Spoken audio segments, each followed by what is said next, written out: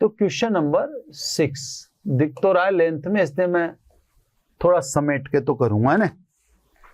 एक वृत्ताकार कुंडली जिसकी त्रिज्या 8 सेंटीमीटर है, तो वृत्ताकार कुंडली की त्रिज्या 8 सेंटीमीटर, ये सेंटीमीटर कन्वर्ट इनटू मीटर, ठीक है ना। सवाल को मैं समझाता भी चलूंगा, है ना। तथा फेरों की संख्या 20 है। इस कुंडली में फेरों की संख्या 20 है ना। अपने ऊर्ध्वाधर व्यास के पारितः 50 रेडियन प्रति सेकंड की कोणीय आवृत्ति से, ओमेगा इसने बता दिया 50 रेडियन प्रति सेकंड। अब ये एक बार मैं सुना देता हूं ताकि जब समझाऊंगा उस समय एक बार और बता दूंगा। ये कह रहा है अपने व्यास के पारितः 50 रेडियन प्रति सेकंड की कोणीय आवृत्ति से 3 × 10⁻² टेस्ला चुंबकीय क्षेत्र B बराबर 3 × 10⁻² टेस्ला है ना के एक समान चुंबकीय क्षेत्र में घूम रही है। सिचुएशन देख के बताते हैं। अभी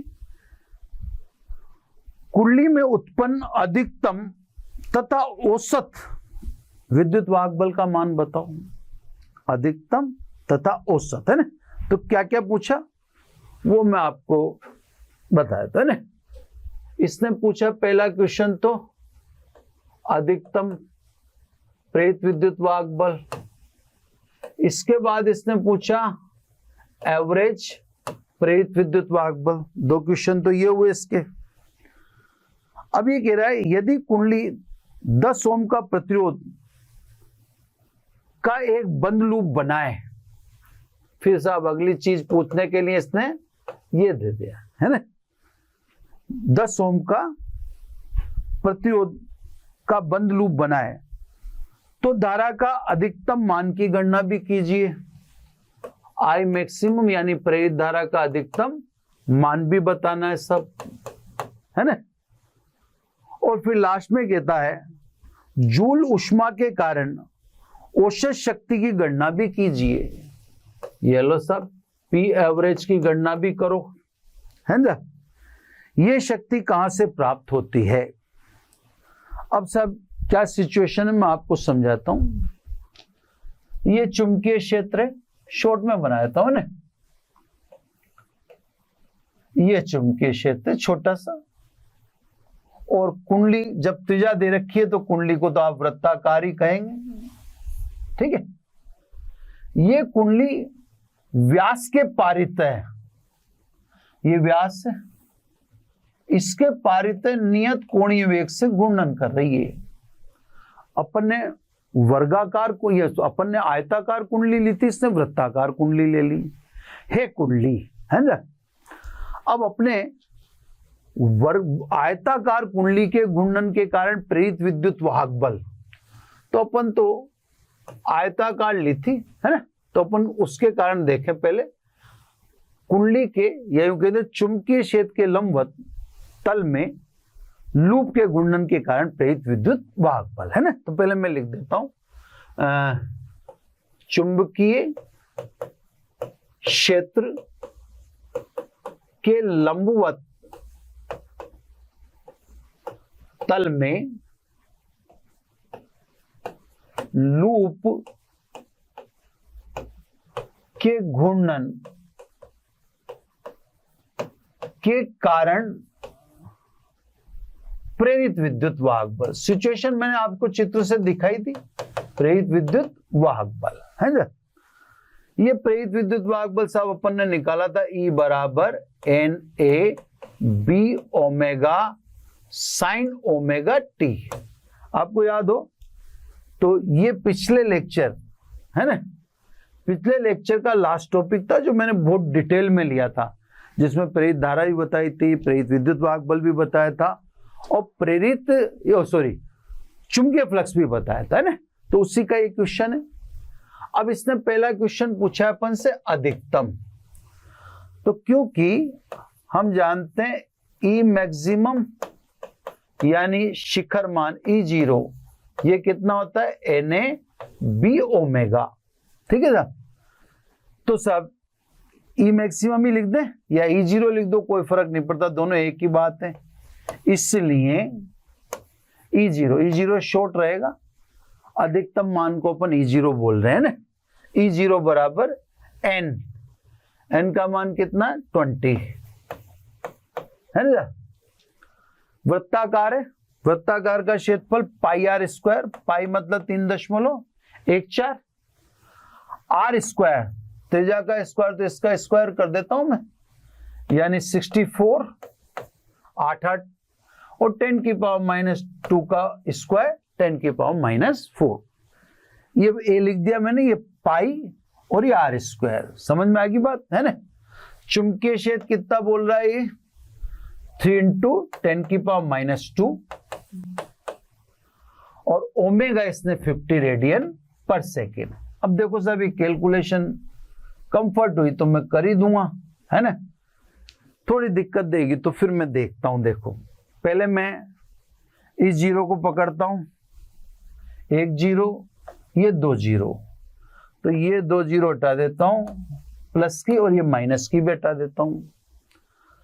अब मेरे पास 5 और 2 10, 5 और 2 10, ठीक है, इसको मैं पावर में एडजस्ट कर दूंगा। बाकी अब मेरे पास 3 संख्या है E0, है ना, इसको मैं इससे मल्टीप्लाई कर दूं, क्लियर। 4 × 12 का 2, हासिल का 1, 6 × 18 और 1 19। तो देखो मैंने इसको ये लिख दिया और इन दोनों का मैंने ये मल्टीप्लाई कर दिया, 6 × 18 और 4 × 12, ठीक है। 5 दूनी 10, ये 10 इसमें डाले मैंने, तो ये 10⁻⁻3 रह जाएगा। अब आप एक बार और समझ लो, 0 और ये 0 से तो ये खत्म, 5 दूनी 10, 10 की एक 0 इसमें डाल दी 10⁻, ठीक है साहब। अब इनको मल्टीप्लाई कर देते हैं अपन, यहाँ पे छोटी सी स्पेस लेके 314 और 192 ना, तो 8 2 6 36 3 9 3 12 का 2 1 9 27 और 1 28, फाइनल 4 1 3, ठीक है साहब।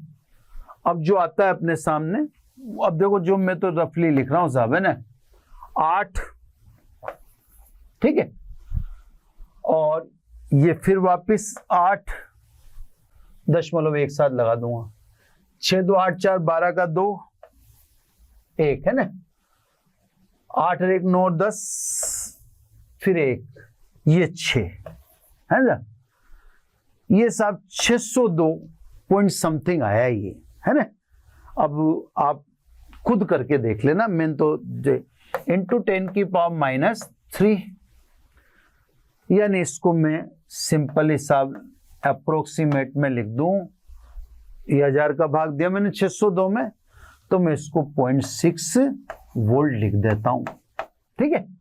मैंने आपको कह दिया, ये रिक्वेस्ट है मेरी आपसे, मैं कैलकुलेशन ऑनलाइन एकदम सामने इतनी क्विक नहीं हो पाती कैलकुलेशन में, बस जो सामने दिख गया वो कर लिया अपन ने। इससे आप अगर कैलकुलेशन में थोड़ी भी कोई मिस्टेक हो तो आप इससे रिकैलकुलेट करो साहब, है ना, ये इतनी मेहनत आपको करनी पड़ेगी। मैंने तो देखो जो भी पॉसिबल हुआ तुरंत से कर देना होता है, मैं उसको इतना टाइम नहीं दे सकता कि अरे इसमें ये गलती होगी या ये होगी, बस मैं तो आपके सामने ही तुरंत उसको क्विकली करता हूं। तो जनरली कोई भी लेक्चर होगा वो कैलकुलेशन आजकल कंप्लीट नहीं ले जाता है, क्योंकि वो एक लंबी प्रक्रिया है। अब दूसरा क्वेश्चन, ई एवरेज। चलो सब ई की वैल्यू ये समीकरण 1 में लिख रखी है, अब एवरेज पर आओ। एक चीज निकाल चुके हैं अपन, है ना, एवरेज पर। तो जब ई का एवरेज निकालेंगे तो औसत तो स्वाभाविक है, N A B omega sine omega T का औसत निकालना पड़ेगा। कांस्टेंट का कभी भी औसत नहीं निकालते, तो एन ए बी ओमेगा तो बाहर पटको, ये तो कांस्टेंट है। आपको औसत किसका निकालना पड़ेगा? साइन ओमेगा टी का। और ये बात आप 11 में पढ़ चुके होंगे, मैथमेटिक्स वाले बच्चे हैं तो आप 12th में भी इस बात को जानते होंगे कि एक चक्र में साइन और कोस का औसत सदैव शून्य होता है, जबकि साइन स्क्वायर और कोस स्क्वायर का औसत सदैव 1/2 होता है। नहीं भी जानते तो याद रखें ना। तो साहब एक चक्र में साइन का औसत सदैव 0 होता है, तो साहब ये सेकंड वैल्यू ये तो 0 आएगी, क्योंकि एक चक्र में औसत वैल्यू है जो साइन की वो कितनी आती है? 0। ये दूसरा आंसर हो गया सब, है ना। स्पेस है मेरे पास तो मैं भी कलर चेंज करके यहां पर ये बाकी के क्वेश्चन करने की कोशिश करता हूं। अब ये कहता है आई मैक्सिमम, ठीक है साहब। आई मैक्सिमम में तो अपने को सोचने की जरूरत नहीं है, ई मैक्सिमम अपॉन आर, ओम का नियम लगा दो सीधा सीधा, है ना। तो इसने कहा अपन से कि आई मैक्सिमम निकालो, है ना। आर इसने दे दिया, ठीक है। आई मैक्सिमम निकालना है तो ई मैक्सिमम चाहिए, और ई मैक्सिमम अपन ने कैलकुलेट कर ही रखा है। ये रहा, कितना कैलकुलेट कर रखा है? 0.6, है ना। तो सब ये 0.6 अपॉन आर, आर का मान 10 रख दो, तो 0.06 एम्पियर। चलो सब, थर्ड आंसर भी आ गया, ये भी आ गया। अब फोर्थ में कहता है एवरेज पावर चाहिए इसको। अब एवरेज पावर में आप शायद अगला पन्ना लेना पड़ेगा अपने को, है ना। अगला पेज ले लेते हैं। देखो साहब, धारा विद्युत्की के सूत्री आपको उठाने, ये मैं आपसे पहले से कह रहा हूं, या मैंने इस चैप्टर को चालू किया तो उस बीच में भी ये बात कहा था कि इसमें सूत्र सारे धारा विद्युत्की के उठाने। अब देखो धारा विद्युत्की में पावर के आपने फॉर्मूले पढ़े थे, वो लिख देता हूं पहले। P = V² अपॉन R, एक ये पढ़ा था। एक आपने पढ़ा था V × I, है ना। और एक आपने पढ़ा था I² R, है ना साहब। एक मिनट, ये 3 फॉर्मूले अपन ने पावर के पढ़ रखे हैं, ठीक है। विद्युत शक्ति के 3 सूत्र थे, ये आगे भी अगले चैप्टर में भी काम आएंगे, इससे मैंने पूरे लिख दिए। V² अपॉन R या V × I या IR। अब अपन इसको IR से नहीं निकालेंगे, क्योंकि I तो अपन ने जो लिए वो तो मैक्सिमम लिए, है ना। ये मैक्सिमम थोड़ी मांग रहा है, तो अपन पहले वाले को उठा लेते हैं, इस जोड़े को उठाते हैं। मैं भी अलग से दिखा देता हूं आपको। इस जोड़े को उठा के करते हैं अपन, ये है ना। अब यहां क्या लिखेंगे? इसलिए P बराबर E² अपॉन R, E² यानी E0 का square sin² omega T upon R। Clear? ये तो P हुआ। आपसे P थोड़ी पूछ रहा है, ये आपसे पूछ रहा है औसत शक्ति पूछ रहा है ना। इसीलिए तो मैंने E वाला फॉर्मूला उठाया। औसत शक्ति पूछ रहा है तो अतः औसत शक्ति यानी P एवरेज, इधर का भी एवरेज निकालना पड़ेगा। जब एवरेज निकालते हैं तो कांस्टेंट को बाहर रख लो, ओनली एवरेज किसका लिखना है आपको? sin² omega T. E0² और R तो कांस्टेंट है ना। अब सब P average E0² upon R। अभी अभी मैंने आपसे कहा, मैं लिख भी देता हूं, है ना, आप याद रख लेना। एक चक्र में, है ना, बायोलॉजी वाले बच्चों को बार बार समझाना पड़ता है, इसलिए एक चक्र में साइन ओमेगा टी व कोस ओमेगा टी का औसत सदैव 0 होता है, और एक चक्र में sin² ओमेगा टी व cos² ओमेगा टी का औसत सदैव 1/2 होता है। तो यहाँ पे sin² ओमेगा टी है तो 1/2 वैल्यू पुट कर दो सब।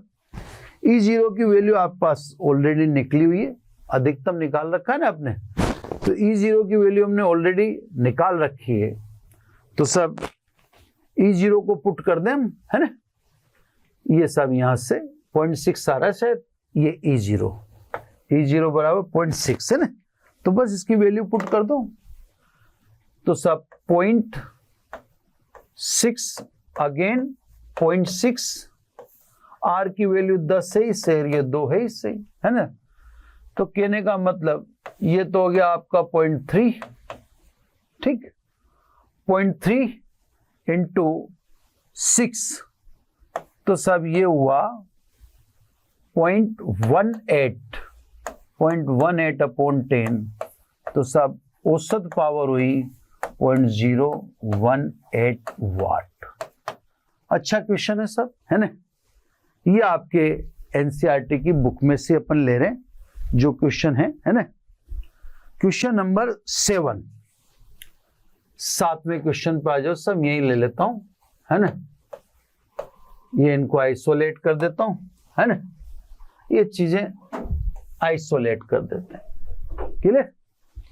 क्वेश्चन नंबर 7 में कह रहा है पूर्व से पश्चिम, चलो साहब इस सवाल को ध्यान से देखना पड़ेगा, डायरेक्शन वाली बात आ चुकी है। पूर्व से पश्चिम दिशा में विस्तार लिए हुए एक 10 मीटर लंबा तार, ठीक है साहब, तार की लंबाई 10 मीटर पर यह है पूर्व से पश्चिम, पूर्व से पश्चिम, है ना, इसकी दिशा पूर्व से पश्चिम कंसीडर करनी है अपने को। क्षैतिज सीधा तार 0.3 इंटू 10 की पावर -4, चुंबकीय क्षेत्र बता रहा है 0.3 इंटू 10 की पावर -4, टेस्ला वाले पृथ्वी के चुंबकीय क्षेत्र के क्षैतिज घटक से, ये क्षैतिज घटक है साहब, क्षैतिज घटक से लंबवत 5 मीटर प्रति सेकंड की चाल से गिर रहा है, 5 मीटर प्रति सेकंड की चाल से गिर रहा है ना। अब ये क्या पूछता है साहब, ए तार में प्रेरित विद्युत वाहक बल का ताक्षणिक मान बताओ। चलो एक एक चीज करते हैं अपन पहले, है ना, तार पूर्व से पश्चिम है ना, यहां पर अब मेरे को तो आपको प्रेरित विद्युत वाहक बल में तो फिर ज्यादा दिशा विशा का चक्कर नहीं, फिर भी एक बार ये आपकी तरफ उत्तर, मेरे पीछे दक्षिण, इधर पूर्व और इधर पश्चिम, ठीक है। पृथ्वी में चुंबकीय ध्रुव उल्टे हैं, है ना, दक्षिण दिशा में पृथ्वी के चुंबक का उत्तरी ध्रुव है, तो पृथ्वी के चुंबक की दिशा दक्षिण से उत्तर की तरफ, यानी बल रेखा उत्तरी ध्रुव से दक्षिणी ध्रुव की तरफ, तो चुंबकीय क्षेत्र BH तो इधर है और तार आपका पूर्व से पश्चिम है, तो BH वाली बल रेखाएं कटेंगी, जो वाली कटेंगी प्रेरित विद्युत वाहक बल उसी के कारण पैदा होगा, है ना। BV वाली नहीं कटेंगी क्योंकि वेग और चुंबकीय क्षेत्र BV का मतलब ऊर्ध्व घटक, दोनों एक ही दिशा में होंगे, तो BH और BV दो घटक होते हैं। हालांकि ठीक है इसने B वर्टिकल दिया ही नहीं, लेकिन सोचना हमारा काम है ना। तो सब BH तो दक्षिण से उत्तर की तरफ और ये छड़ पूर्व से पश्चिम की तरफ, तो जब छड़ गिरेगी तो BH वाली बल रेखाएं कटेंगी, जो वाली बल रेखाएं कटेंगी उन्हीं के कारण विद्युत वाहक बल प्रेरित होगा। अब आप यूं देखें B वर्टिकल डाउनवर्ड से नीचे, अब ये B वर्टिकल की दिशा नीचे और वेग की दिशा भी नीचे। मैंने आपको पिछले एपिसोड में बता दिया था कि ये वो केस है B पैरेलल टू V जिसमें विद्युत वाहक बल प्रेरित नहीं होता, तो खैर BH के कारण विद्युत वाहक बल प्रेरित होगा, तो आंसर A E बराबर V, B की जगह वो वाला चुंबकीय क्षेत्र जो कट रहा है ना, तो साहब ई वी का मान इसने 5 मीटर प्रति सेकंड दे रखा है, बी एच इसने 0.3 इंटू 10⁻⁻⁴ दिया, ठीक है। एल 10 मीटर है ना, तो ये सब अपन ने तीनों मान रख दिए। तो ई बराबर कितना हो सब, ये 1.5 लिख दें, दोनों को मल्टीप्लाई करके, और वो 10⁻³ वोल्ट। ये इसका पहला आंसर हो गया, प्रेरित विद्युत वाहक बल का कितना मान होगा, ठीक है।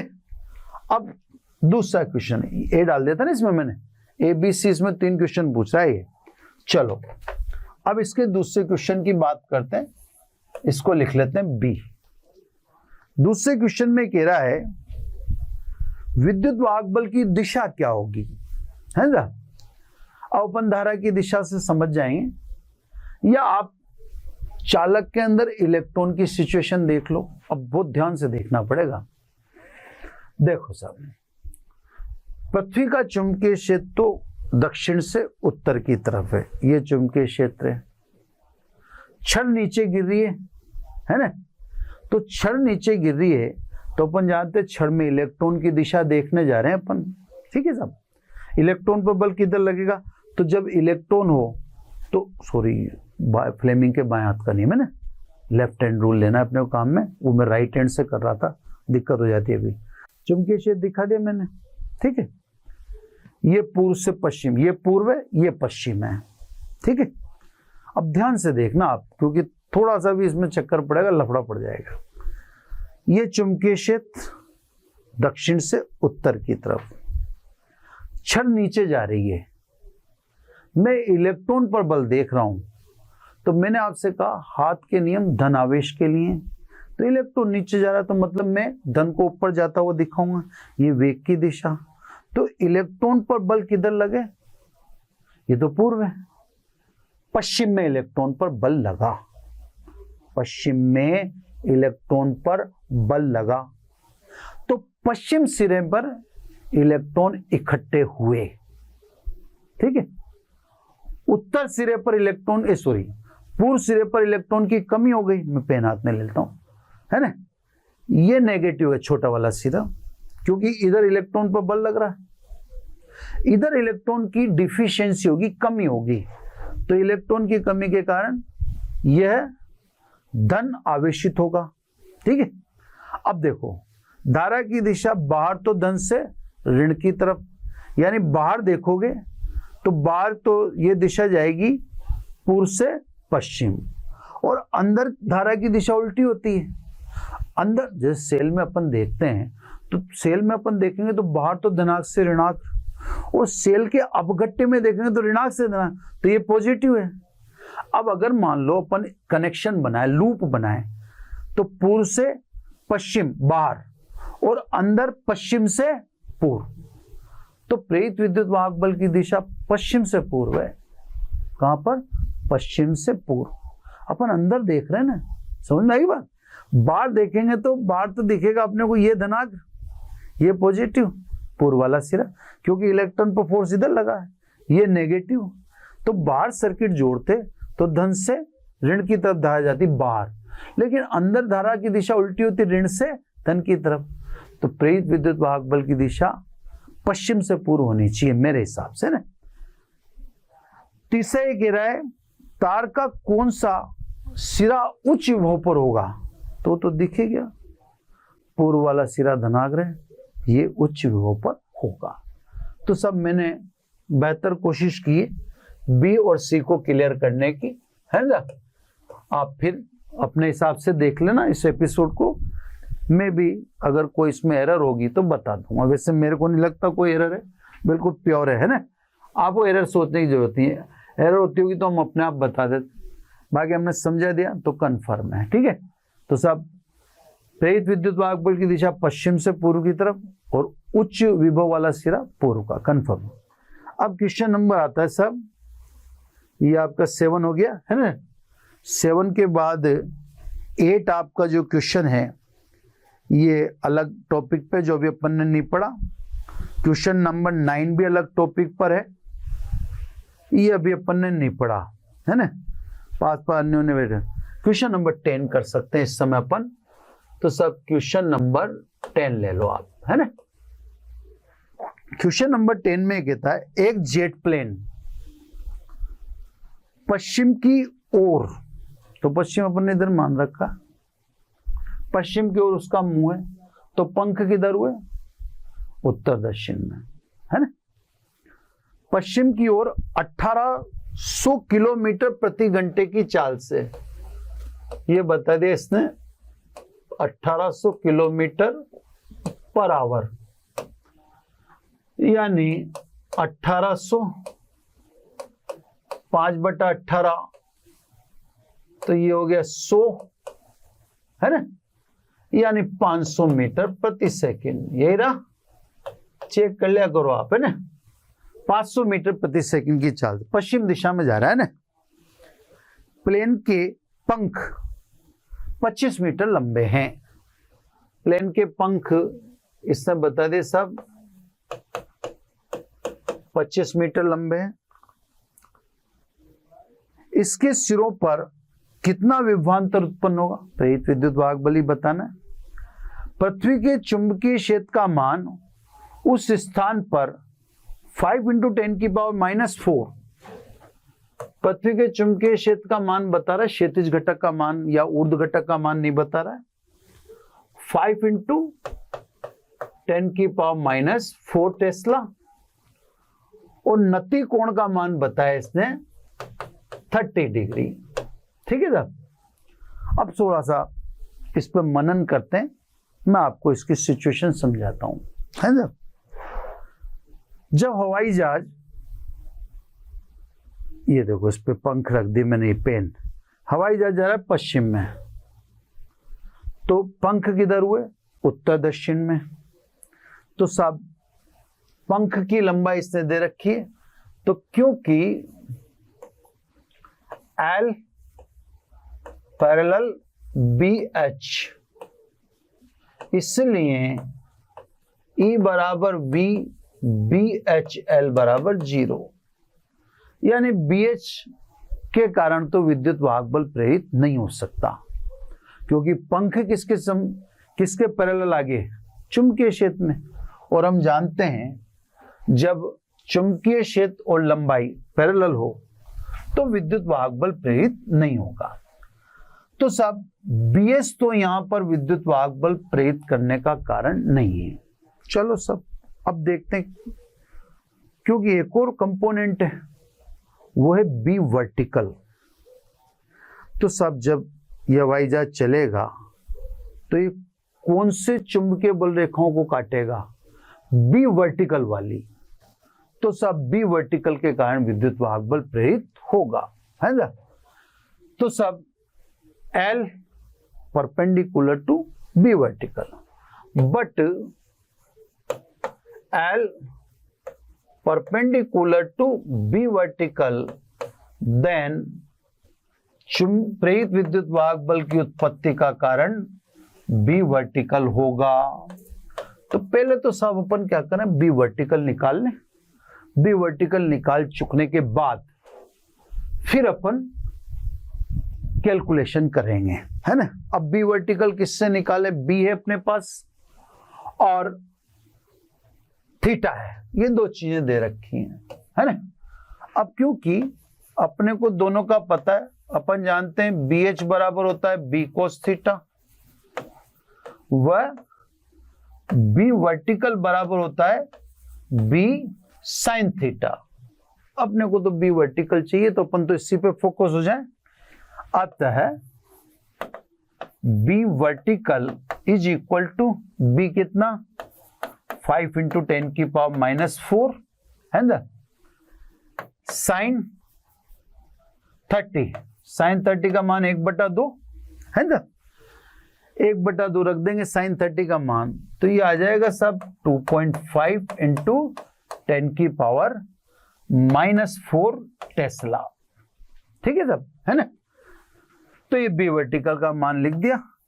अब समीकरण 1 में रख दो, तो बाई इक्वेशन 1 रखो सब, प्रेरित विद्युत वाहक बल वेलोसिटी कितनी 500, है ना। बी वर्टिकल की वैल्यू आपने निकाल ली, है ना। L 25 metre. अब सब कैलकुलेशन देख लें अपन, ये 2 जीरो चली जाएगी इसमें, है ना। ये 25 25 625, 625 को 5 से गुणा कर दे, ऐसा ही दिख रहा है मुझे, है ना। 25 25 625, 625 मल्टीप्लाई बाई 5, 3125 आना चाहिए। 5 2 10 और 2 12, 6 5 3125, है ना।